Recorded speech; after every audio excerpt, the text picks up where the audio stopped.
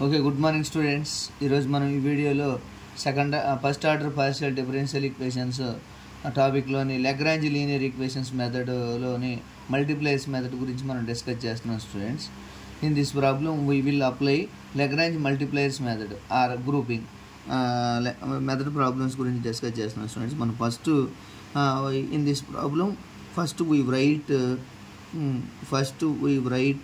capital P equal to x square and capital Q equal to y square students, and capital R equal to z into x plus y.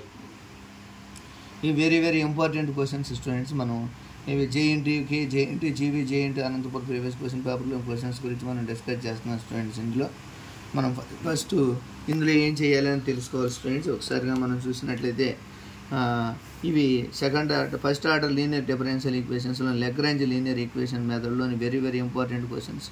Okay students, మనం first P equal to X square, Q equal to Y square and R equal to Z of X plus Y, ఈ problems గురించి మనం discuss చేస్తున్నాం students.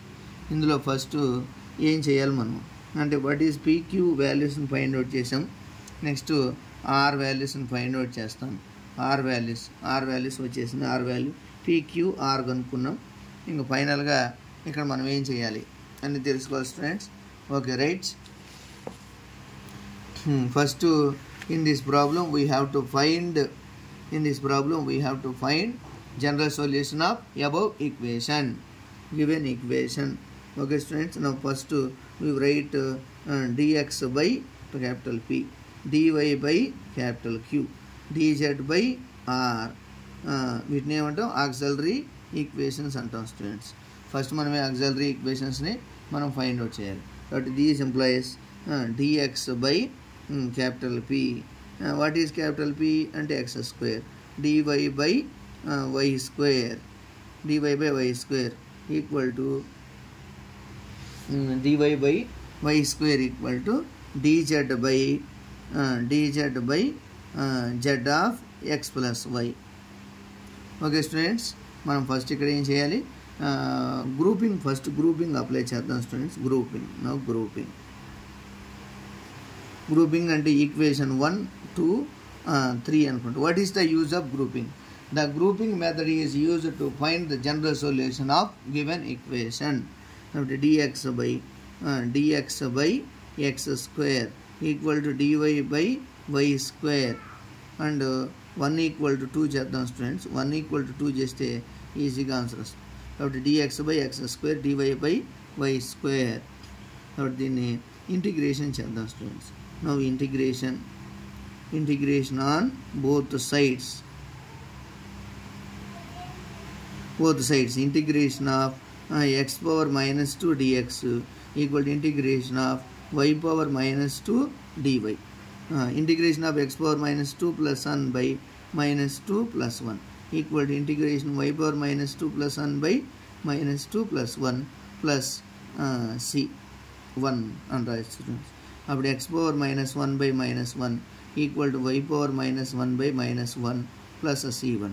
But minus 1 by x equal to minus 1 by y plus c1.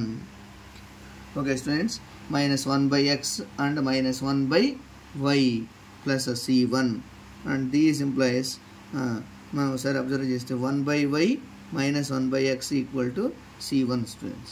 కాబట్టి this is the first solution of above equation. Next మనం second solution find out చేయాలి students. How to get second solution అంటే ఇక్కడ variable separable అనేది కానీ integration అనేది variable separable exist అవ్వలేదంటే integration కూడా possible కాదు. కాబట్టి అందుకే మనం ఒక మెథడ్ అప్లై చేయాలి. 1 ఈక్వల్ టు 2 ఈక్వల్ టు 3 చేద్దాం స్టూడెంట్స్. కాబట్టి dx by x square equal to dy by y square and next equal to dz by z into x plus y. ఇది మల్టీప్లయర్స్ మెథడ్ ద్వారా మనం అప్లై చేస్తాం students. Multipliers method అంటే dx by x square minus dy by minus y square equal to dz by z into x plus y. ఇక్కడ ఏం చేస్తున్నాం, x square minus y square అంటే ఎలా రాస్తాం, dx మైనస్ dy అంటే x plus why into x minus y అని రాస్తాం equal to dz by z into x plus y. కాబట్టి x plus y cancel students, x plus y by x plus y cancel చేస్తే అప్పుడు d of x minus y by x minus y equal to dz by z అని రాస్తాం. Now integration on both sides. ఇక్కడ variable separable అనేది exist అయింది students. ఇందులో ఏమో అర్థమైంది, వేరియబుల్ సపరబుల్ ఎగ్జిస్ట్ అయింది. కాబట్టి integration of derivative of x minus y by x minus y equal to integration of 1 by z dz. కాబట్టి formula derivative of x minus y by x minus y అంటే formula log of x minus y equal to log z plus c2. Integration complete చేసాం students. Integration complete చేస్తే log of x minus y equal log z plus c2. These implies log of x minus y minus log z equal to c2. These implies log a minus log b formula. Log a minus log b formula ఏంటి? log of a by b అంటే x minus y by z equal to c2. Okay students, దీన్ని log c2 అని రాయొచ్చు. log c2 అని రాసామనుకోండి log c2 అయింది. log c2 logarithm cancel చేసామనుకోండి అప్పుడు ఎంత వస్తుందంటారు? x minus y by z equal to c2. Okay students, now general solution. What is general solution చెప్పండి. What is general solution students? Now general solution